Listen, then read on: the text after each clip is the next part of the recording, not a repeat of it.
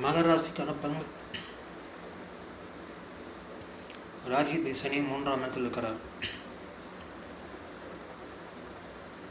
மகர ராசிக்கு 7 சனி முடிந்து விட்டது. மகர ராசிக்காரர்கள் இங்கே நிம்மதியாக இருப்பார்கள்.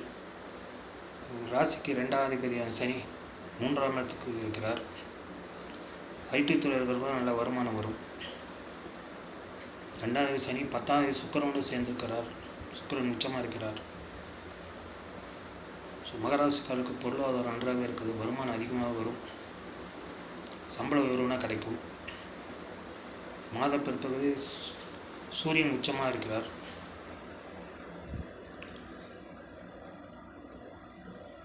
எட்டாவது சூரியன் உச்சமாக 4ஆம் இடத்தில் இருக்கிறார்.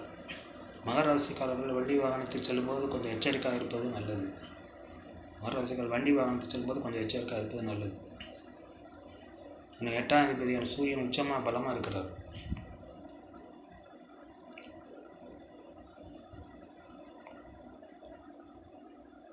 விபத்து நடக்காமல் இருக்குது. ஹெல்மெட் போட்டுட்டு போகணும்.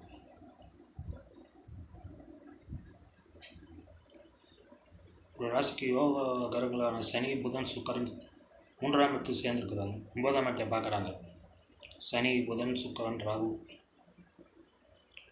3ஆம் இடத்தில் 4 கிரக சேர்க்கை இருக்குது. சனி, புதன், சுக்கிரன், ராகு. மகர ராசிக்காரர்களுக்கு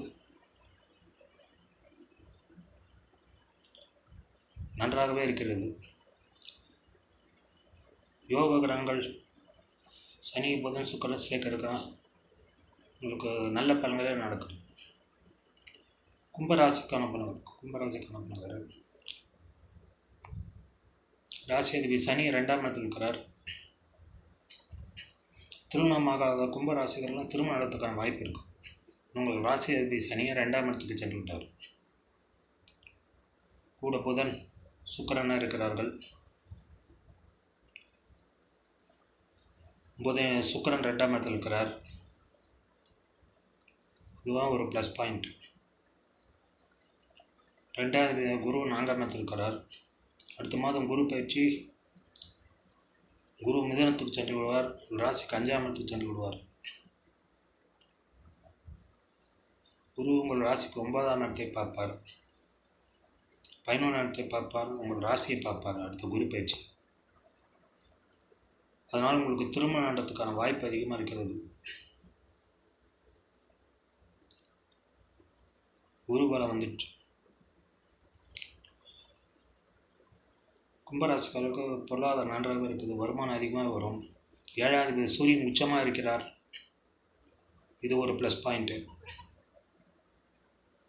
திருமணமாகாத கும்பராசிக்காரர்கள் முயற்சி பண்ணால் உங்களுக்கு திருமணம் விரைவில் கைகூடும்.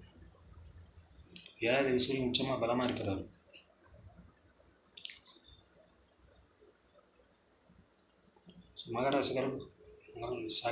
கும்பராசிக்காரருக்கு பொருளாதாரம் நன்றாக இருக்கிறது. கும்பராசிக்கு பொருளாதாரம் நன்றாக இருக்கிறது. மீனராசிக்கான பலன். மீனராசிக்கான பலன்கள். ராசி அதிபதி குரு 3ஆம் இடத்தில் இருக்கிறார்.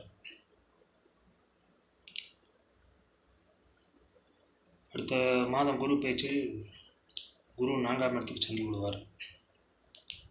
இது ஒரு நல்ல விஷயம். மீனராசிக்கு இதெல்லாம் நல்ல பலன்களே நடக்கும். உங்கள் ராசிக்கு 12ஆம் தேதி சனி உங்கள் ராசிக்கு வந்து விட்டார். அதனால் உங்களுக்கு விரயங்கள் அதிகமாக இருக்கும். 8ஆவது சுக்கிரன் உச்சமாக இருக்கிறார் ராசிகள்.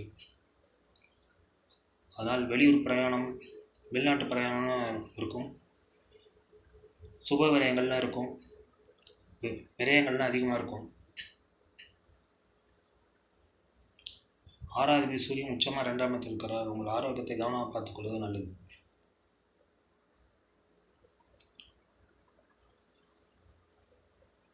வேலையில்லாத மீனராசிக்காரருக்கு வேலை கிடைக்கும். 10ஆவது குரு அடுத்த மாதம் 4ஆம் இடத்துக்கு சென்று விடுவார். 10ஆம் இடத்தை பார்ப்பார். 8ஆம் இடத்தை பார்ப்பார். 12ஆம் இடத்தை பார்ப்பார். ஸோ உங்களுக்கு குரு 8ஆம் இடத்தை பார்ப்பார், 10ஆம் இடத்தை பார்ப்பார், 12ஆம் இடத்தை பார்ப்பார்.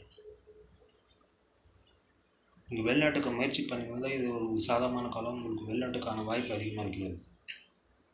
உங்கள் ஜாதகத்தை நல்லா தசாபுத்திரம் தான் நீங்கள் வெளிநாடுக்கான வாய்ப்பு அதிகமாக இருக்குது.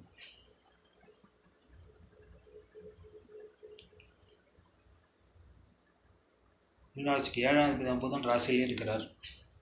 ஸோ திருமணமாகாத மீனராசிகளுக்கு திருமணம் நடக்கும். 2ஆம் தேதி செவ்வாய் 5ஆம் இடத்தில் இருக்கிறார், நீசமாக இருக்கிறார். ஸோ பண விஷயத்தில் கொஞ்சம் கவனமாக பார்த்துக்கொள்வது நல்லது. கொடுக்கல் வாங்கல்.